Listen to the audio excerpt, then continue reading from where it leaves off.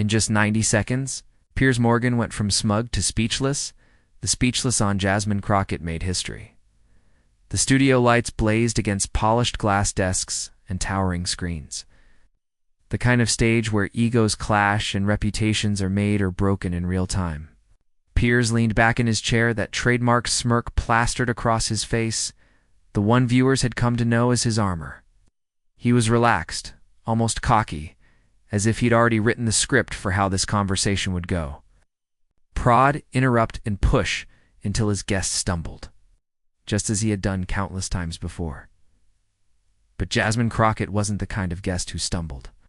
Sitting poised, hands folded, her eyes steady and unflinching, she radiated a calm readiness. You could feel it in the room even. The camera operators seemed to lean in, sensing that something electric was about to unfold. And then it came. Morgan's opening volley, question less about curiosity and more about provocation. It dripped with condescension, loaded with assumptions, and framed in the kind of way designed to back someone into a corner. It wasn't just a challenge, it was an insult, dressed up as debate.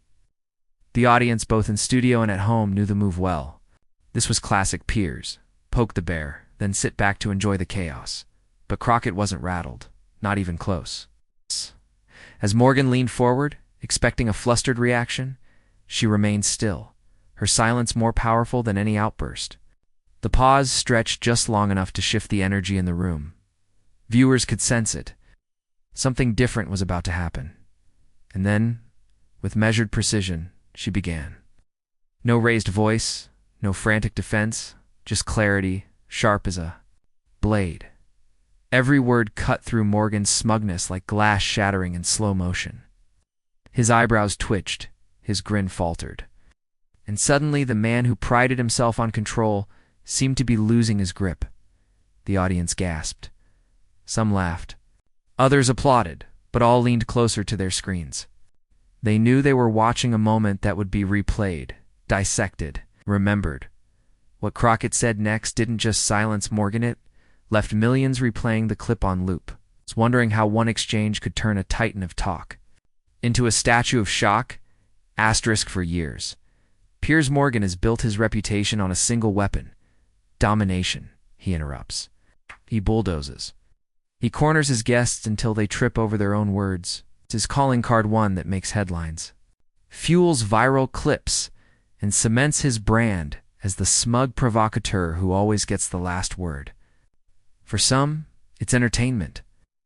For others, it's bullying dressed up as journalism. Either way, Morgan thrives in that chaos. He doesn't just engage in debate, he thrives on humiliation. That's why this moment mattered. Jasmine Crockett wasn't just another name scrolling across the booking list. She wasn't a celebrity desperate for attention or a politician caught in scandal.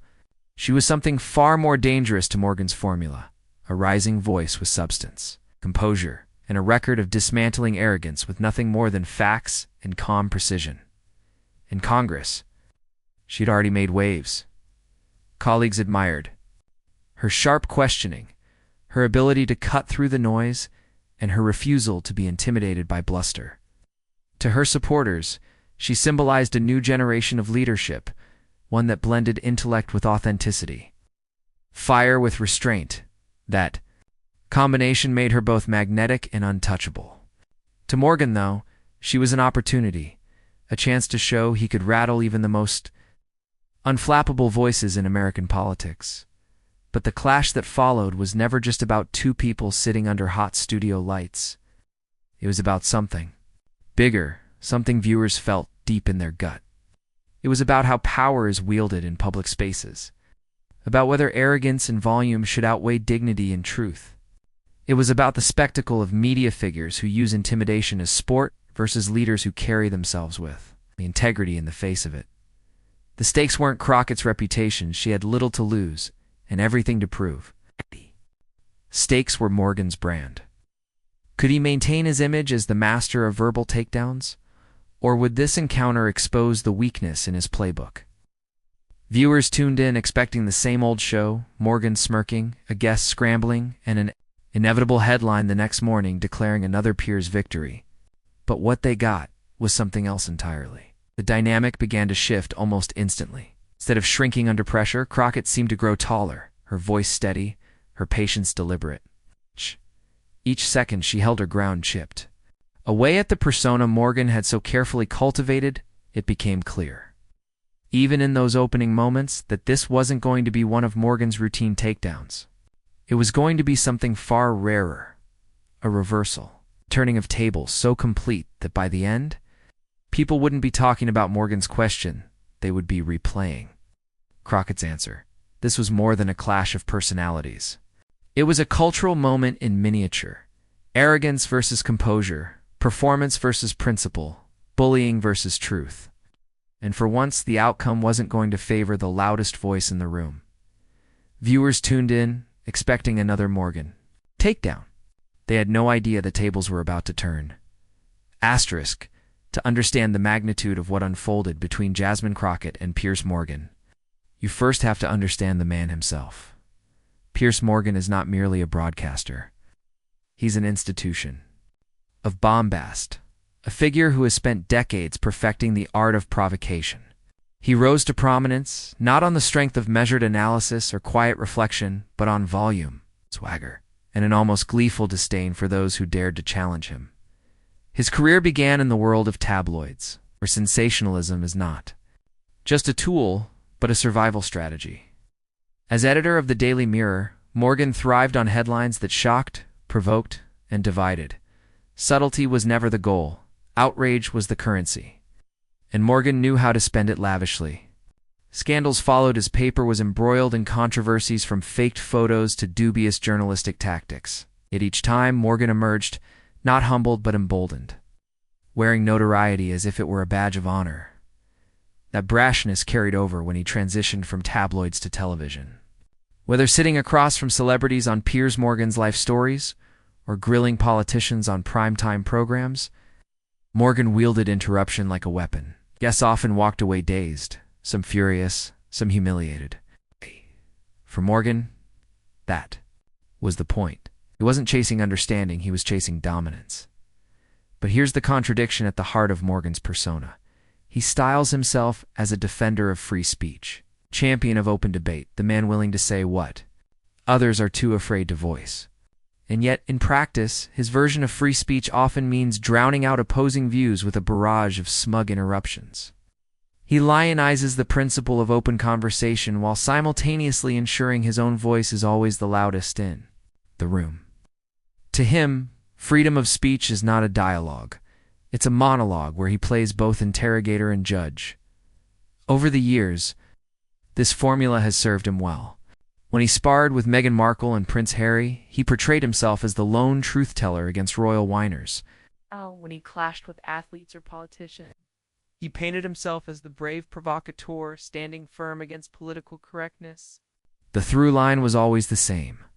Morgan as the fearless voice of reason, the unflinching warrior who could never be rattled, yet beneath the bravado lay cracks that only a discerning eye could see. Critics pointed out that his takedowns weren't feats of rhetorical genius, but acts of theatrical bullying. His questions weren't designed to elicit clarity, but to trap. His relentless interruptions weren't the mark of sharp intellect, but of insecurity. A refusal to risk being outshined by a guest who might actually have something substantive to say.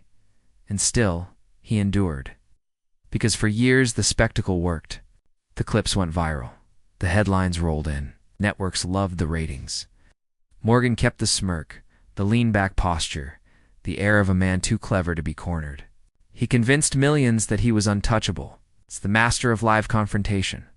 But arrogance has a way of breeding its own downfall. It's because when you build a career on controlling the room, you assume every guest will bend, stumble, or break under your pressure. You assume that dominance is inevitable. You assume that the old playbooks murk, interrupt. Overwhelm will always deliver victory. Enter Jasmine Crockett. Here was a guest who didn't flinch at theatrics, who didn't rise to the bait of provocation. She didn't match his volume with volume, or his smugness with defensiveness. Instead, she arrived with something Morgan had rarely faced: poise, preparation, and a refusal to be thrown off balance. She wasn't there to play his game, and that alone made her dangerous for the millions watching.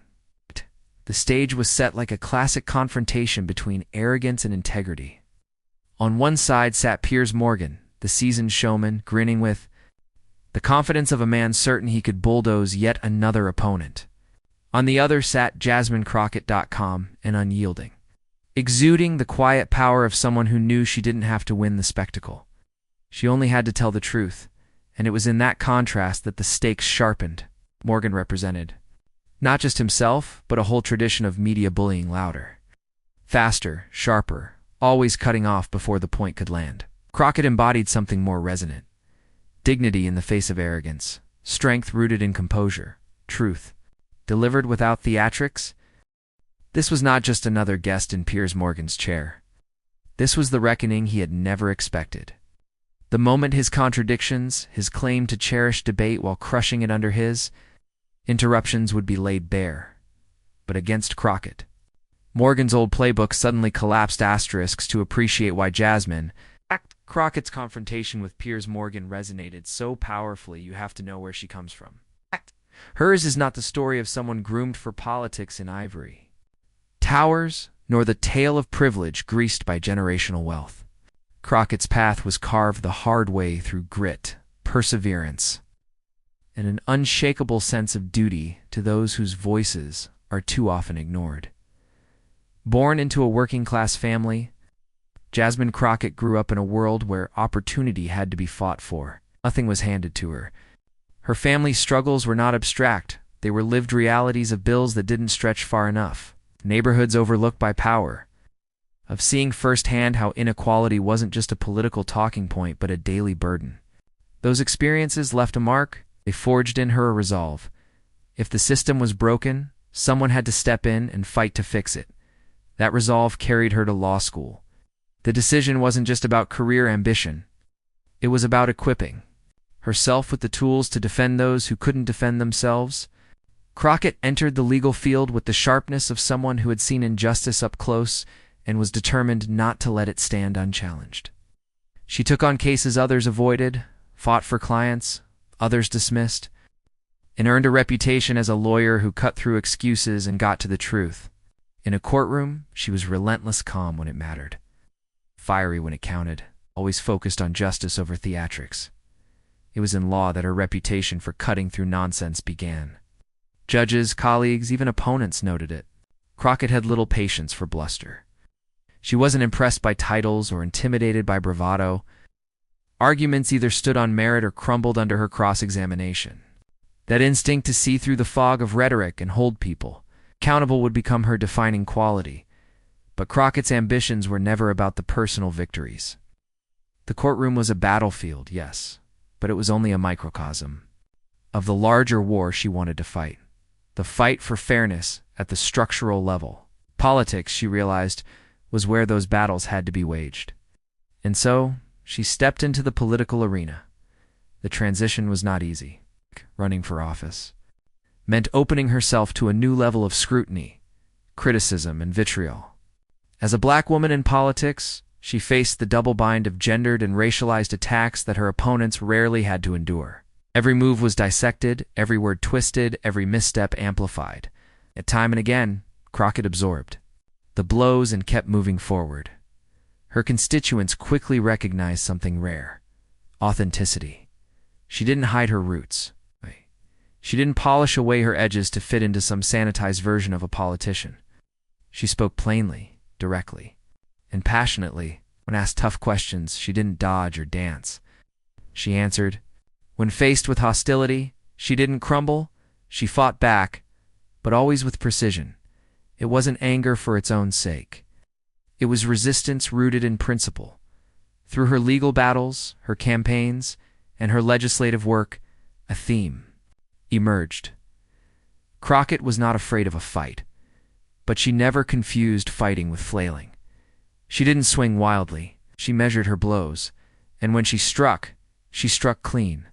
It was that discipline that separated her from so many others in politics who relied on spectacle and discipline. For Crockett was born from necessity. She knew the margin of error was smaller for someone like her, where others could afford Mistakes she could not. Where others could rely on connections, she had to rely on preparation. Every victory she earned was built on the foundation of study, strategy, and sheer persistence. All of this, the working class roots, the legal battles, the political fights, formed a portrait of resilience. Crockett was not hardened into cynicism. She was sharpened into resolve. She had seen too much to be naive, but she had also fought too hard to be deterred, which is why, when she stepped onto Piers Morgan's stage, it wasn't just another interview. It was the culmination of years of preparation meeting the perfect test. She wasn't dazzled by the lights, unsettled by the cameras, or intimidated by the host's bluster. She had faced harder battles in quieter rooms where the stakes were life, liberty, and justice, not just television ratings. The world was about to see what her community already knew. Jasmine Crockett doesn't rattle. She listens. And when the moment calls for it, she delivers clarity like a blade cutting through fog. Morgan's theatrics, his interruptions, his smirk, these were not new to her. They were just louder echoes of the same tactics she had faced in courtrooms. In committee rooms, bluster had never beaten her before, and it wasn't going to start now. So when she sat across from Piers Morgan, calm and composed, she carried with her not just personal confidence, but the weight of her journey. This wasn't a contest of egos, it was a clash of values. Arrogance versus authenticity, dominance versus discipline, noise versus truth. And as millions tuned in, it became clear. Jasmine Crockett was not just a guest. She was a reckoning. The studio air was already thick with anticipation. But the tension snapped taut the moment Morgan leaned forward, eyes narrowing, his voice cutting across Crockett mid-sentence. It was his signature movement. Early unsettle, seize control before his guest found rhythm. He smirked, hands spread in mock incredulity, as though the very notion of her argument were too ridiculous to entertain. "Come now, Congresswoman. Surely you don't expect anyone to take that seriously," he drawled, riding the interruption like a wave meant to drown her words. Crockett didn't flinch. She simply paused, the faintest smile tugging at the corner of her mouth. Silence stretched for a beat longer than comfort allowed, and the audience instinctively leaned in. Then, with calm precision, she picked up exactly where she left off, shin-shaken. Unhurried, her voice steady, Morgan shifted in his chair. He had expected a scramble, a defensive pivot, but Crockett gave him none. Instead, she wielded patience like a weapon, her composure making his theatrics look juvenile. He tried again, this time lacing sarcasm into every syllable. "So let me get this straight," he pressed, eyebrows arched high. "Your idea of leadership is dodging hard questions with talking points." Very impressive.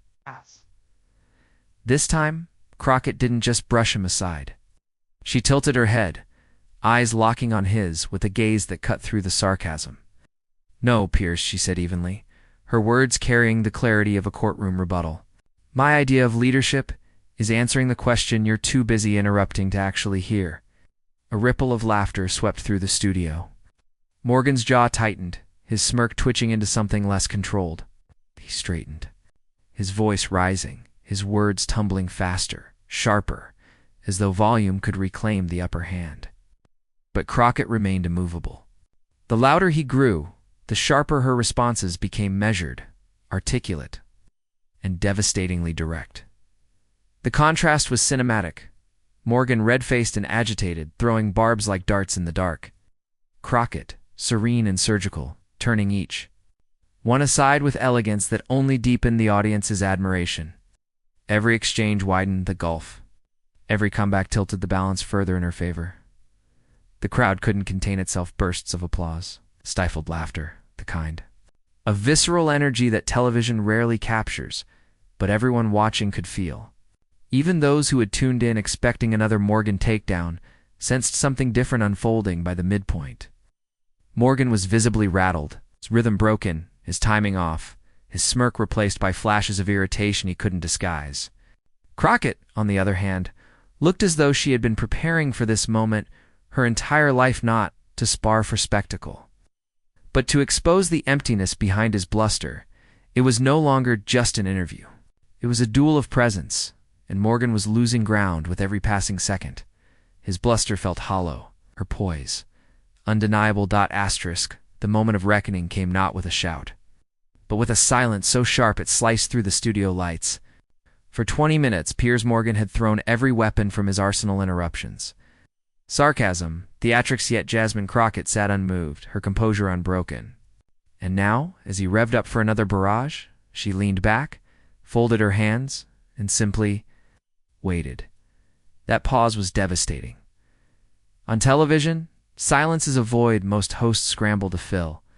Morgan, a man addicted to dominating airtime, could not resist. He jumped in again, rambling, repeating his own points as though volume alone could hammer them into truth. But the more he talked, the more desperate he looked, like a boxer swinging wildly at shadows while his opponent studied him. With quiet precision, then Crockett struck. Her voice entered the chaos like a scalpel through noise. Calm, low, deliberate. Piers, the problem isn't that I don't understand your question. The problem is you don't understand my answer. The audience gasped, clean hit. Morgan blinked, lips parting, but before he could retort, she pressed forward, dismantling his argument piece by piece. He had accused her of avoiding tough issues. She countered with hard statistics and clear policy points, delivered with the clarity of a seasoned attorney. He tried to drown her out. She paused, waited, then resumed without raising her tone, her composure making his interruptions look like tantrums. He mocked her as inexperienced. She fired back with a resume of legal battles, legislative fights, and frontline advocacy that eclipsed his tabloid career. Each rebuttal landed heavier than the last, not because she was loud, but because she was precise. Crockett wasn't sparring. She was cross-examining, exposing the hollow scaffolding of Morgan's theatrics. The contrast grew unbearable for him, but magnetic for the audience. The studio murmurs began. Producers in the control room exchanged wide-eyed looks. The crew behind the cameras stifled grins. Even the audience, conditioned to expect Morgan's dominance, sat in stunned silence, then erupted in bursts of applause as Crockett's words landed. And then came the one-liner. Morgan leaned in, smirk half-formed, preparing to unleash yet another dismissal when Crockett delivered the thunderclap. You don't invite people on this show to have a debate. Piers, you invite them here so you can hear yourself talk. The difference tonight is that I'm not here to play your game. Room exploded. Laughter, applause, even a few gasps from those who couldn't believe what they'd just heard. It was the kind of line that doesn't just win an exchange, it defines it. Crockett hadn't merely parried. She had flipped the entire narrative. The hunter had become the hunted. Morgan froze. For once, the master of quick retorts had no words. His smirk collapsed into a grimace, his eyes darting as though searching for an escape hatch that wasn't there. His mouth opened, then closed. Silence. The producers couldn't believe it. Nice. On the monitors, Morgan's expression told the story. The man who prided himself on control had lost it. Live in front of millions. Crockett didn't gloat. That was the brilliance of her performance. She didn't lean into the applause, didn't bask in the glory. Instead, she remained poised, her voice soft but firm, as if to remind everyone watching that this was never about spectacle. It was about truth. And so, piece by piece, where continued her dismantling, where Morgan tried to bait her with personal jabs, she redirected to policy. Where he grew louder, she grew sharper. Where he mocked, she clarified. Every move he made collapsed under the weight of her discipline. The studio energy shifted entirely. What began as a familiar Morgan ambush had turned into something unprecedented, a methodical unraveling of his persona in real time. Like a chess player cornering a showboating opponent, Crockett cut off every avenue, till his only move was to sit in the wreckage of his own bluster, and the audience felt it. Social media, though the debate wasn't even finished, began to light up with clips, GIFs, and memes of the exchange. Hashtags started forming in real time. The world was watching a power dynamic invert before their eyes. Then came the closing strike, the mic drop moment, as Morgan attempted to regain footing. Repeating one of his well-worn lines about free speech, Crockett leaned forward, locked eyes with him, and delivered the knockout. Free speech doesn't mean you get to silence everyone else, Piers, tonight. The only voice silenced was yours by the truth. The studio detonated. Applause thundered, some people even standing. The control room cameras shook as crew members slapped each other on the back. It wasn't just a win. It was an obliteration. And in the middle of it all, Morgan sat back in his chair, stunned into silence. His face told the story. Shock, disbelief. The hollow stare of a man who had just lost the very arena he thought he owned. The audience at home would remember that image long after the words. Faded Piers Morgan. Rattled, his trademark confidence cracked, staring across at Jasmine Crockett with the wide-eyed disbelief of someone who had finally been bested. The camera caught it perfectly, the silence, the expression, the stillness. For once, Piers Morgan had nothing left to say. Asterisk. The clip hit the internet like a spark in dry grass. Within minutes of the broadcast ending, Twitter feeds lit up. Hashtags igniting across timelines with a speed that even seasoned digital analysts couldn't believe. Hashtag Crocketoned Morgan. Hashtag Speechless Piers. Hashtag Composure Wins. Each one carried 1,000. Variations of the same sentiment. Jasmine Crockett hadn't just survived a Piers Morgan grilling, she had turned it into a spectacle of her own making. The first wave came from everyday viewers. Their short clips looping Morgan's stunned silence, like a GIF on repeat. One tweet read simply, "I've never seen Piers Morgan lose control like this." Jasmine Crockett, remember her name. Another showed a side-by-side meme. Morgan in one frame, smirk intact, and then the next frame with his jaw slightly open. Eyes darting as if searching for a comeback that never arrived. The exact second the Wi-Fi in his brain disconnected. Then TikTok got hold of it. Young creators stitched Crockett's one-liner into remixes with dramatic music, slow-motion replays, even cinematic black-and-white edits that gave it the gravitas of a courtroom drama. One viral clip featured Crockett's words replayed over, the sound of thunderclaps, ending with the text, "When calm truth hits harder than any shout." Millions watched. Millions shared. YouTube commentators, ever hungry for drama with a moral, jumped in next. Political channels titled their uploads with phrases like Piers Morgan, humiliated, and Jasmine. Crockett teaches a masterclass in composure. Reaction videos flooded the platform, some hosts grinning ear to ear as they paused frame by frame, reliving the exact moment Morgan realized he was no longer the one in control. But it wasn't just the online masses. The cultural wave rolled upward. Celebrities with millions of followers amplified, A-Tan actress tweeting, "This is why I love women who stay calm and crush arrogance." A musician posted the clip with fire emojis, captioning it, "Energy we all need in 2025, late night." Hosts played it for laughs, mocking Morgan's silence while praising Crockett's unflappable delivery. Then came the political class. Progressive leaders shared the video, calling it a moment of clarity in an age of noise. One Congresswoman tweeted, "Jasmine Crockett didn't just win a debate, she reminded us all what leadership under pressure looks like." Even moderates, often wary of internet drama, acknowledged it as a rare instance where truth rose above theatrics. Meanwhile, Morgan's defenders tried to spin the narrative, claiming editing bias or suggesting he had graciously allowed Crockett to speak. But those defenses rang hollow. The raw footage was there, uncut and undeniable. Millions had seen the silence, the stumble, the uncharacteristic stillness of a man who built his brand on never backing down.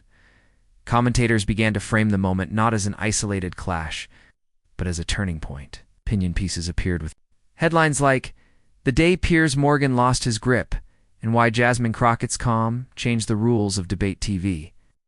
Media critics marveled at how her composure had flipped the script on a format designed to provoke chaos, and for Crockett, the ripple effects were immediate. Her social media following exploded, her name trending not just in the US but across international platforms. Invitations poured in interviews, speaking events, panels. She wasn't just a rising politician anymore. She was a cultural force, someone who had captured the zeitgeist in one unforgettable exchange. Yet even as the world framed it as her triumph, Crockett's response hinted at something deeper. When asked about the viral clip, she brushed off personal victory. "This isn't about me versus him," she said. "It's about the power of staying grounded when others try to throw you off balance. It's about remembering that truth doesn't need volume, it just needs clarity, that humility only fueled the admiration." For many, it wasn't simply that she had put Piers Morgan in his place, it was that she had done so without descending.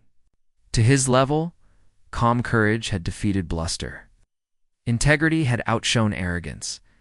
And while the internet kept replaying her mic drop, Crockett quietly reframed the moment into a lesson bigger than herself. When the dust settled, Jasmine Crockett refused to bask in the glow of what everyone else insisted was her victory. The internet might have crowned her the winner. The media might have declared the exchange a historic takedown, but Crockett herself spoke with a different tone. To her, this wasn't about humiliating Piers Morgan. It wasn't about scoring points in a gladiator-style spectacle. It was about something higher, about reminding the public that truth, when spoken with clarity, doesn't need theatrics to be heard. Her reframing of the confrontation struck a chord. She explained in interviews, "I didn't go in trying to destroy him. I went in trying to stand for what I know to be right. If it looked like I won, that's only because truth doesn't break. Under pressure, it steadies you." That message cut through the noise because it offered something rare, a moral anchor in a media culture built on outrage and performance. While others treated the clip as a moment of humiliation for Morgan, Crockett insisted it was a demonstration of resilience, that calm courage can outlast arrogance. Where he had wielded interruption and aggression like weapons, she had met them with composure, and in doing so, exposed the weakness in his approach. The universal lesson was unmistakable. Integrity carries more weight than theatrics. Anyone can shout, anyone can dominate airtime, but it takes discipline to resist. The pull of ego, to stay centered when provoked. Crockett's performance wasn't flashy. It was measured, deliberate, and quietly devastating. In a world addicted to noise, she reminded people of the power of silence and restraint. The emotional crescendo came in her own reflection. This wasn't just a clapback. It was proof that truth can still silence the loudest voices. Those words reverberated across social platforms, quoted in graphics, stitched into highlight reels, engraved into the memory of a moment when calm defeated chaos. And that's what transformed the confrontation into something more than viral. Entertainment. It became a parable for modern public life. Viewers who had long grown weary of debates where nobody listens suddenly saw a glimpse of what it looks like when someone refuses to play the game of insults and sound bites. Crockett's example suggested that dignity is not only possible in public discourse, it can be powerful. The lesson stretched far beyond politics. Teachers pointed it out to their students. Mentors shared it with young leaders. In workplaces, people referenced it in conversations about conflict. Remember how Crockett handled Morgan? That's How you keep your cool? It became shorthand for a different way of winning, not by crushing an opponent, but by standing so firmly in one's own truth that the opponent collapses under the weight of their own bluster. By the end, Crockett had elevated herself. Yes, but more importantly, she had elevated the conversation. Her calm had reframed what victory looks like. Not a battle of egos, not a performance for viral glory, but a demonstration that truth, when paired with composure, can cut deeper than any insult. And so the legacy of that night wasn't the meme of Piers Morgan's stunned silence. It wasn't even the thunderclap of Crockett's one-liner. The real legacy was the reminder that dignity still has a place in public discourse, that it is possible to fight fiercely without losing oneself to rage, that calm courage doesn't just survive arrogance, it defeats it. Matches dominate headlines. Jasmine Crockett offered a different kind of leadership, the kind that doesn't need to be loud to be heard, the kind that reminds us that truth, unshaken and unadorned, is still the most powerful voice in the room. And so, we return to the title, the reason this moment resonated so deeply. Jasmine Crockett didn't shut down Piers Morgan with rage. She didn't match his volume, his smirks, or his theatrics. She shut him down with something far more powerful: composure, truth, and the unshakable confidence that comes from knowing you stand on solid ground. That's what made this exchange unforgettable. It wasn't just a clash of personalities, it was a demonstration of moral clarity in real time. Crockett reminded America and the world that you don't have to be the loudest in the room to be the strongest. You don't have to insult, mock, or grandstand to make an impact. You just have to speak truth with conviction and refuse to be rattled. And right now, America needs more of that. It's more leaders willing to cut through the noise with honesty. More voices who choose dignity over drama, or examples of courage without chaos. Crockett gave us a glimpse of what that looks like, and it lit a fire of hope in people tired of endless shouting matches. But here's the thing. It can't just stay as one viral moment. It needs to spread. It needs to inspire others to rise. With the same calm strength when arrogance tries to dominate the stage. So here's where you come in. If you believe in standing up to arrogance with dignity, if you believe truth still matters, and if you want more stories like this amplified, then don't just watch. Take action. Subscribe to the channel. Share this video with someone who needs to see it. Let your voice be heard in the comments.